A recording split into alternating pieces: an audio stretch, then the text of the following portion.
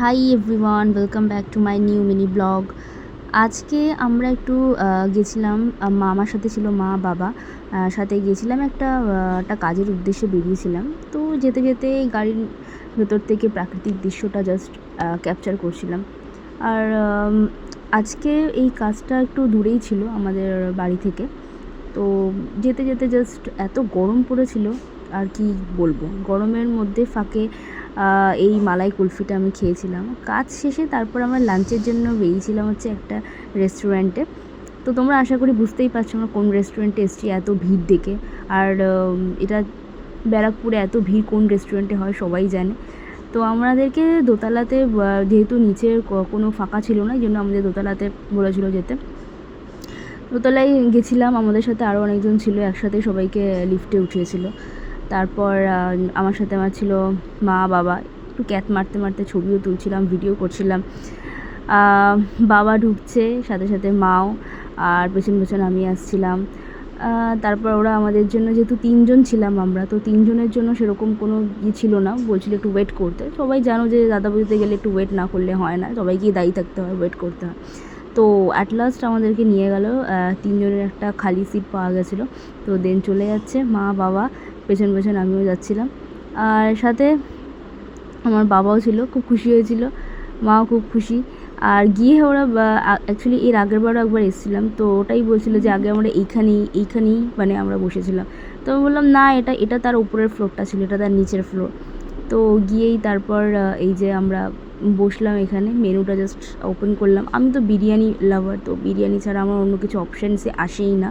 But মা আর বাবা বলছিল যে বিরিয়ানি খাবে না, কারণ এত গরমে তাদের ভালো লাগছে না, তো খুব একটা পছন্দ করেও না। তো এই জন্য অনেকগুলো অপশানস ছিল এখানে। বলছিল যে ভাত আর নর্মাল এমনি চিকেন বা মাছ কিছু একটা নেব। তো তারপরে দেখতে দেখতে হঠাৎ করে আমাদের নজরে এলো যে থালি, এই ভেজ থালি। এটা ভেজ থালির সাথে তোমরা আলাদা করে ফিশ বা তোমরা চিকেনও নিতে পারো। তো আমাদেরকে এটাই সাজেস্ট করলো যে এটা খুব ভালো হবে, অনেক আইটেম থাকবে। এবার থেকে আসবি না, বলবি আমরা উপরে যাবো। আরে তুমি আজকে কি খাচ্ছ সেটা বলো। দাদা বৌদিতে এসে কি খাচ্ছ বলো। আমি দাদা বৌদিতে এসে কি খাচ্ছ? পাবদা মাছ, আর কি? প্লেন ভাত, চিকেন। দাদা বৌদিতে এসে বিরিয়ানি ছেড়ে পাবদা মাছ খাচ্ছে, এরকমও মানুষ হয় দাদা বৌদিতে এসে। বিরিয়ানি ভালো হয়েছে। কি অবস্থা! বিরিয়ানিটা জাস্ট অসাম ছিল, ঠিক আগের মতো যেরকম জুসি ছিল। আর আমি মাটন বিরিয়ানি নিয়েছিলাম, আর দাদা বৌদিতে গেলে আমি মাটন ছাড়া অন্য কোনো অপশানের দিকে আমি যাই না। আর এটা খুবই ভালো ছিল, একদম গরম গরম দিয়েছিল। আর আমাদের থালিতে কী কী ছিল দেখো, দেখো একটা লস্যি টাইপের কিছু একটা দিয়েছিল, যদিও আমি ট্রাই করিনি। আর আমার ফোকাস তো সারাক্ষণ এই মাটনের উপরেই ছিল। আর বিরিয়ানিটা খুবই খুবই ভালো ছিল কালকের যেটা খেয়েছিলাম। বাট এর আগের বার যেটা দাদা বৌদিতে গেছিলাম খুব একটা আমার ভালো লাগেনি, বাট কালকেরটা জানি না খুবই ভালো ছিল। আর আমি তো এনজয় করতে করতে খাচ্ছিলাম।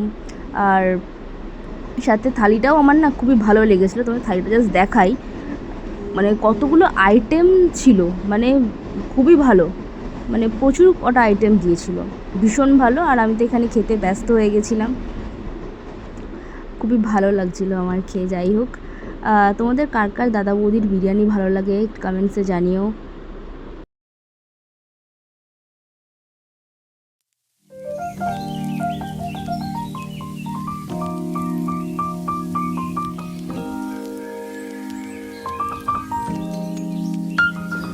যাই বলো, থালিটা কিন্তু আমার বেশ ভালোই লেগেছিলো। আর থালিটা দেখে আমার বাবাও খুব খুশি ছিল থালিটা দেখে। আর তোমরা কারা কারা দাদা বৌদিতে গিয়ে এরকম থালি ট্রাই করেছো আমাকে জানাও, আর কাদের কাদের এত ভালো লেগেছে থালি ট্রাই করে। আর তোমরা কি সাথে ফিশ নিয়েছিলে নাকি তোমরা চিকেন নিয়েছিলে, এটাও তোমরা জানিও। চলো আজকের ব্লগটা এইটুকুনি, টাটা।